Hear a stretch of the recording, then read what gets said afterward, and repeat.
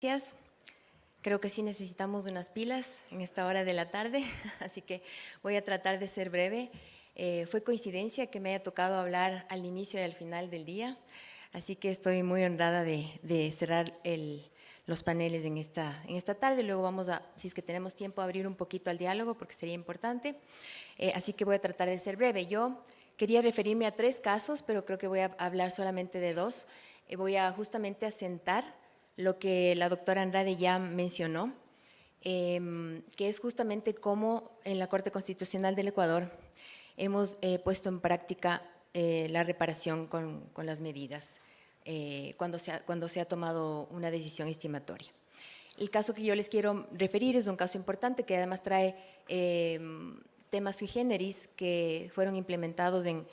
la sustanciación de esta causa, y es la 284618-EP del 2024, y es un caso de discriminación por VIH. Ahora, en primer lugar, sé que es de conocimiento, pero vale la pena mencionar, esta es una acción extraordinaria de protección. ¿Y qué es la acción extraordinaria de protección en nuestro sistema jurídico? Es una acción jurisdiccional que tiene por finalidad proteger los derechos constitucionales de las personas cuando hayan sido vulnerados por sentencias, resoluciones o autos definitivos. La finalidad de la acción extraordinaria de protección busca reparar las violaciones de derechos constitucionales que puedan haber ocurrido dentro del proceso judicial. Es de suma importancia porque las sentencias de la Corte emitidas en esta garantía contribuyen a la uniformidad y coherencia en la interpretación y en la aplicación del derecho constitucional, creando precedentes que orientan a otros tribunales y jueces inferiores en sus decisiones. Los hechos del caso en esta sentencia son un trabajador despedido intempestivamente que ya venía sufriendo muchas afectaciones en su salud y pone una acción de protección, es decir, parecido al amparo, alegando la vulneración de derechos a la igualdad formal, a no ser discriminado, al trabajo, a la salud y a los derechos de las personas y grupos de atención prioritaria. En primera instancia, la acción de protección es concedida, sin embargo, la empresa apela y la Corte Provincial de Santa Elena acepta el recurso de apelación alegando que la empresa no conocía de la situación de salud y que el accionante no ha podido probar sus alegaciones. Entonces, el accionante pone una acción extraordinaria de protección que llega a la Corte y es admitida. En la sustanciación, entonces, la Corte, en primer lugar, se plantea el problema jurídico de si es que se han violado o no las normas del derecho, el derecho y cumplimiento de las normas del artículo 16 de la Ley Orgánica por parte de los jueces de la Corte Provincial. El artículo 16 de nuestra Ley Orgánica establece que la persona accionante debe probar los hechos, excepto en los casos en que la persona accionada sea un particular, y se presumirán en ese caso ciertos los hechos cuando se trate justamente de discriminación o violaciones a los derechos de la naturaleza. Entonces, la Corte Constitucional hace un análisis de esta norma y se concluye que esta norma trasciende la simple formalidad de la sustanciación y que busca contrarrestar asimetrías de poder entre los litigantes, precisamente este caso, el trabajador versus el empleador. Y de ahí que esta regla se concibe como un mecanismo procesal orientado a proteger los derechos fundamentales y equilibrar el proceso judicial en las situaciones de discriminación y violación de derechos de la naturaleza. La Corte concluye que en este caso justamente la Corte Provincial no garantizó el principio de inversión de la carga de la prueba, ya que atribuyó al accionante la inexistencia de ciertos hechos relevantes alegados en la demanda y concluyó además que la Corte Constitucional no puede confrontar los hechos a examinar en las conclusiones jurídicas, sino solamente verifica el comportamiento de los jueces provinciales, confirmando que no aplicaron el principio de inversión de la carga de la prueba. Entonces, una vez que la Corte determina que procede la acción extraordinaria de protección,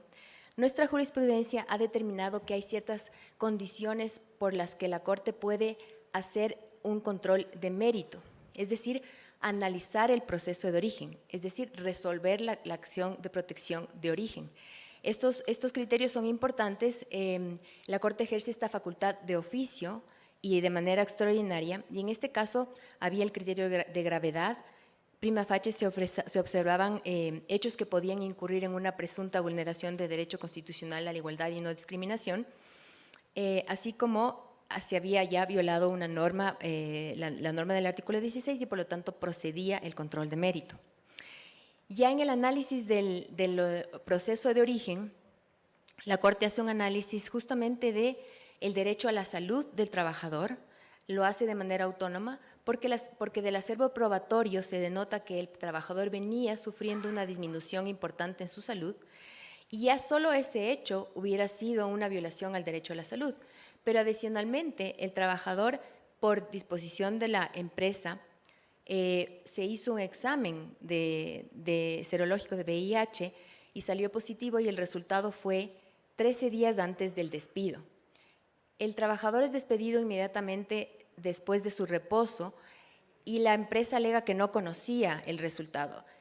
El trabajador había entregado el certificado en la garita y por lo tanto la Corte, con toda esa presunción de pruebas, concluye que la empresa podía haber conocido indirectamente, porque ellos alegan que no tenían el certificado positivo, pero toda la prueba daba para presumir que la empresa conocía indirectamente, y por lo tanto, al invertir la carga de la prueba, analizando la acción de protección, la Corte concluyó justamente que procedía la vulneración. Y en este caso se hace algo que no se suele hacer, porque en primer lugar la sentencia se dicta de manera estimatoria, declarando la vulneración del derecho constitucional a la prohibición de discriminación basado en categorías del estado de salud y portar VIH, pero adicionalmente se establece que no existe la obligación del trabajador de revelar al empleador la información personal referente a la condición de portador de VIH, porque la Corte hace un análisis adicional, que es justamente, al ser la enfermedad una enfermedad que puede causar exclusión, se dice que él no tiene la obligación y puede guardar como derecho constitucional reserva de su situación de VIH, no así de enfermedad de estado de salud, porque la obligación sí, la ley sí obliga al trabajador a informar su estado de enfermedad. Cuando nos planteamos ya la reparación, que es precisamente lo que nos traen esta tarde, teníamos muchas dudas de cómo proceder con la reparación, porque, como ya comentó la jueza Andrade, el tiempo había pasado, no sabíamos de la condición del estado de salud del trabajador, y tampoco sabíamos si es que realmente a él interesaba volver a una empresa en donde había sido discriminado. Así que la Corte decidió hacer una audiencia exclusivamente de reparación, una vez que ya se declaró la vulneración del derecho. Y la audiencia fue muy importante porque el trabajador acudió y nos manifestó su férrea intención de volver a trabajar, porque no había conseguido trabajo en 8 años, justamente porque se había regado la voz. Esto ocurrió en la costa, en las camaroneras de la costa, y nadie le contrataba. Entonces él realmente necesitaba el trabajo, y al escuchar esto la Corte pues procedió de esa manera. Les voy a indicar en un minuto cuáles fueron las medidas de reparación. También nos preocupaba que él sienta discriminación, y eso sí, él sí manifestó esa preocupación, pero de todas maneras necesitaba el trabajo. También nos manifestó en la audiencia que su estado de salud era estable, que no había avanzado al siguiente estadio de la enfermedad y por lo tanto él estaba dispuesto a trabajar. Bajo esas consideraciones,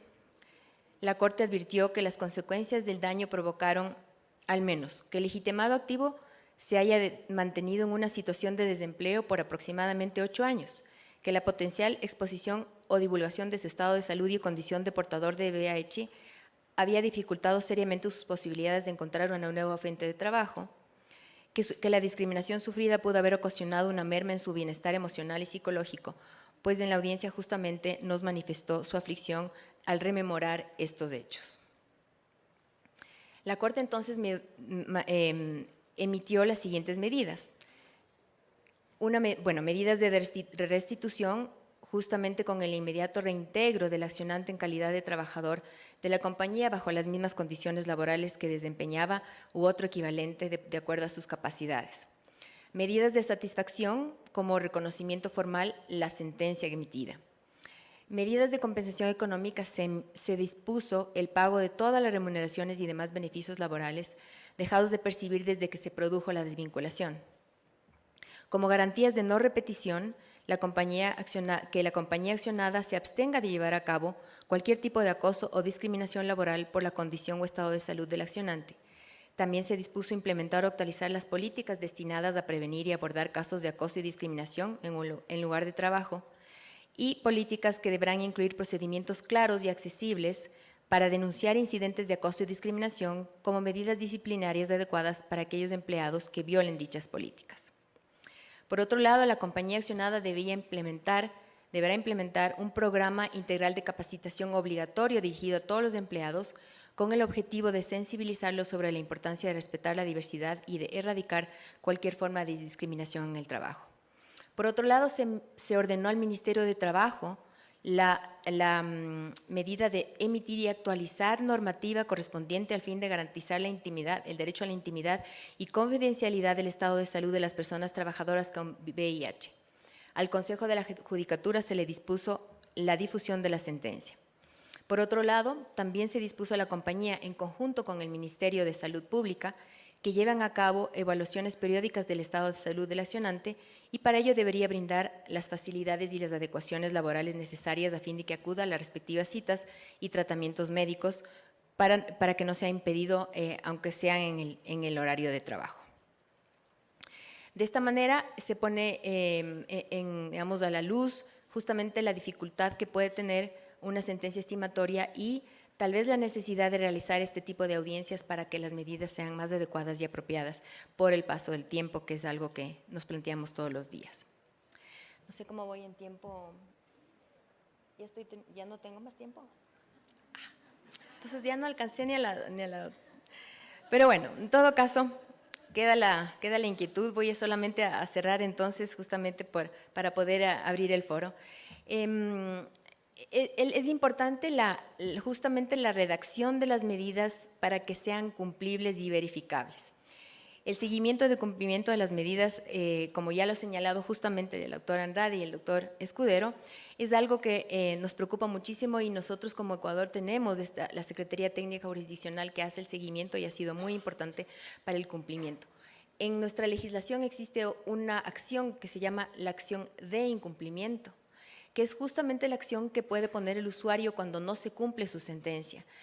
Claro, el juez ejecutor de instancia es el obligado para que se cumpla la sentencia, pero muchas veces no ocurre, como ya se ha comentado en este foro. Y nosotros, curiosamente, en el Ecuador lo que hemos tenido